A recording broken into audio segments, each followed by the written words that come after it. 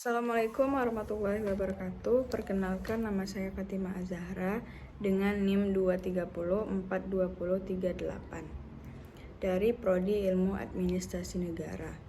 Baiklah, pada kali ini saya akan menjelaskan tentang kebijakan ekonomi negara.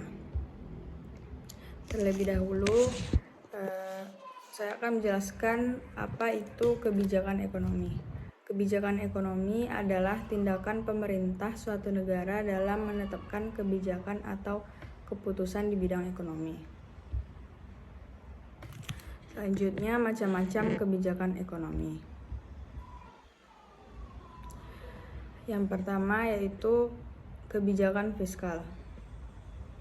Secara umum, kebijakan ekonomi di suatu negara dibedakan menjadi kebijakan fiskal, kebijakan moneter, kebijakan produksi, kebijakan perdagangan mancanegara, dan kebijakan ketenagakerjaan. Kebijakan fiskal merupakan kebijakan ekonomi yang berkaitan dengan pendapatan negara oleh pemerintah. Bentuk pendapatan negara ini adalah pajak bersih yang diperoleh dari sektor rumah tangga. Pajak ini digunakan oleh pemerintah untuk membiayai pengeluaran modal yang disebabkan oleh administrasi publik untuk urusan pemerintahan. Kebijakan fiskal merupakan bagian dari kebijakan ekonomi makro yang digunakan untuk mencapai sasaran pembangunan. Selanjutnya ada kebijakan moneter. Kebijakan moneter adalah sebuah kebijakan yang dikeluarkan oleh bank sentral dalam bentuk pengaturan persediaan uang. Pihak yang dapat memberikan kebijakan moneter ialah pemerintah suatu negara atau otoritas moneter. Kebijakan ekonomi bertujuan untuk mencapai berbagai sasaran ekonomi yang diinginkan, seperti pertumbuhan ekonomi yang berkelanjutan, stabilitas harga, penciptaan lapangan kerja, pemerataan pendapatan, dan kesejahteraan masyarakat. Berikut adalah sistem-sistem kebijakan ekonomi. Yang pertama yaitu sistem perpajakan.